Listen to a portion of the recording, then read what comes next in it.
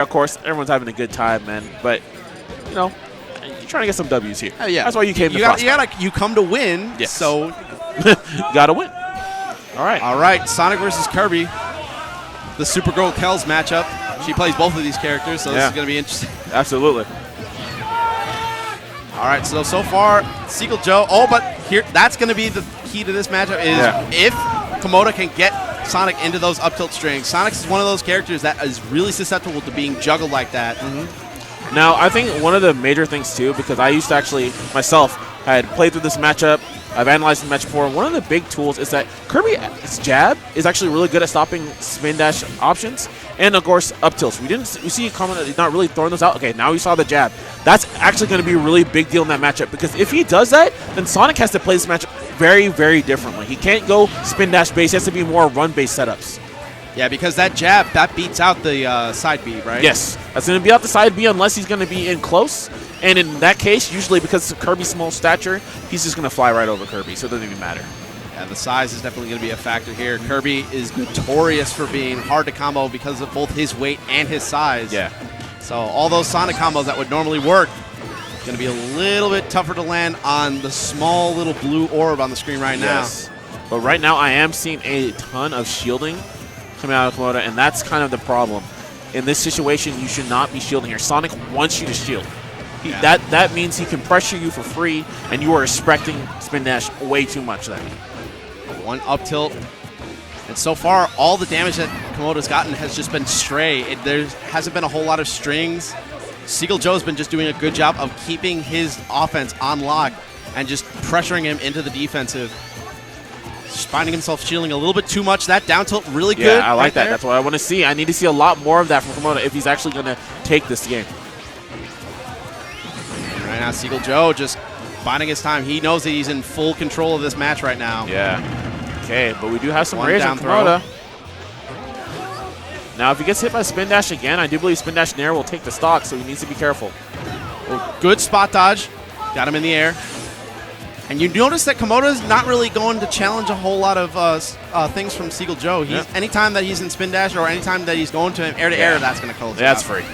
Anytime that he's challenging Seagull Joe, anytime in the air or on the ground, he's more or less running away because he knows that there's not a whole lot that he can do as a chase option. Yeah, absolutely. Due to Sonic's speed. And that's really where Sonic wins this matchup. Like I said before, Kirby actually has a lot of good tools to deal with the typical Sonic strategies.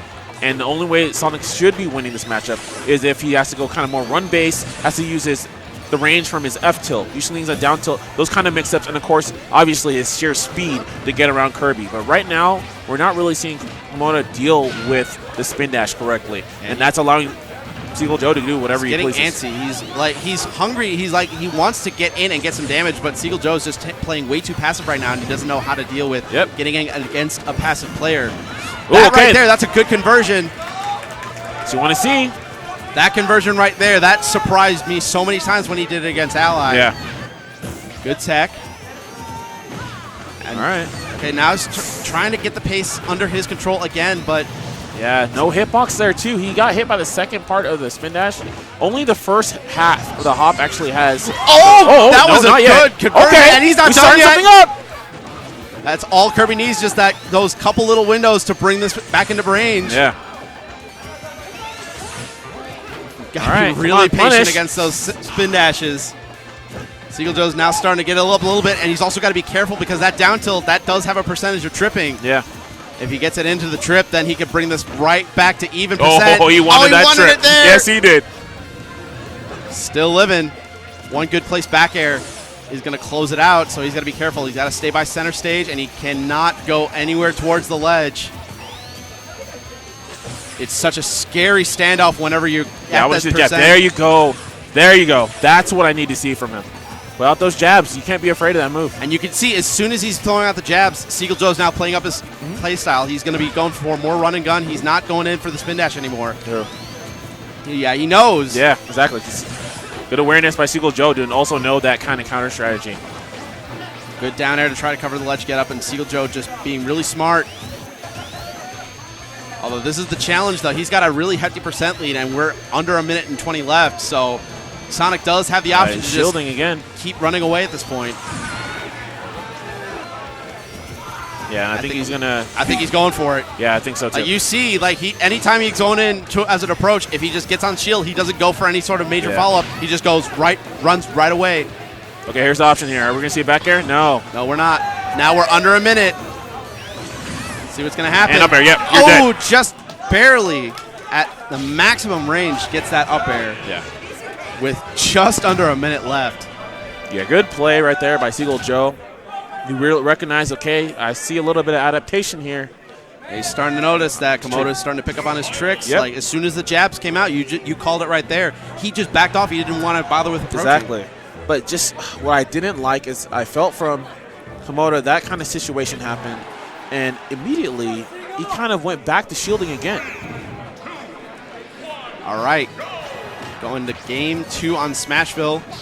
Smart pick. I feel like the side blast zones are going to help Kirby out here because Kirby's more of an offstage character than people think, so I feel like he's going to be using Smashville and the blast zones to help him out there. Yeah. But I don't know, like I feel like the closer platform, like the tighter spaces, I guess is the word I'm looking for here, is going to cause some problems, at least for Kirby, because you see that he's having a hard time landing right now. Yeah. It's because Seagull Joe all he needs is just one good hit to pop Kirby up into the air, and he can keep juggling him. Yeah. And it's not giving Komota time to hang back and get jab setups or just start jabbing like he did on game 1 in FD. Yeah, and that's the problem. Like I said before, I feel like the way this stage normally can be a decent stage for Kirby, but due to the way that Komota's kind of respecting spin dashes, this is actually making it very, very hard for him. Because like you said, now he has nowhere to land. If he understands, oh, I can just start a hitbox and be okay, all of a sudden those landing situations aren't as volatile as they have been. Wow, 30% unanswered damage, and he's already on his last stock here. Yeah, man, deja vu. Being sent into losers. And it's just, it's rough to come back from this kind of deficit. And you just see it right here. Once he gets in, he's getting in, no problem. It's the fact that in the intermediate, he's just respecting the spin dash way too much. He needs to make that adjustment and start to, contest it with those jabs that are just so good in this matchup. Absolutely. Because not only are you stopping spin dash, you're shutting down an option completely. Yeah. Oh, he went for it? And there. No dare. No dare? That would have been it. Yeah.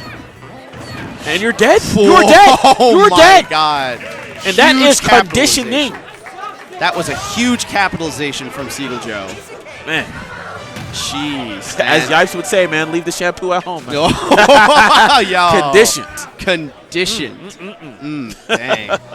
Yo, man. Wow. So, I mean, he had a lot of the opportunities to dictate the pace of the match, but it was he just got a lot of panic situations. Yeah. Where he just forgot his game plan, and it just fell apart at the wheels. Yeah. And I felt like it was something where he just simply needs to iron out that matchup more so. Because he kind of had idea, but because he doesn't know it enough, I felt like he just was very unsure of himself. And I feel like that's how allowed Seagull Joe to capitalize on that. Because you saw it, Seagull Joe in game 1,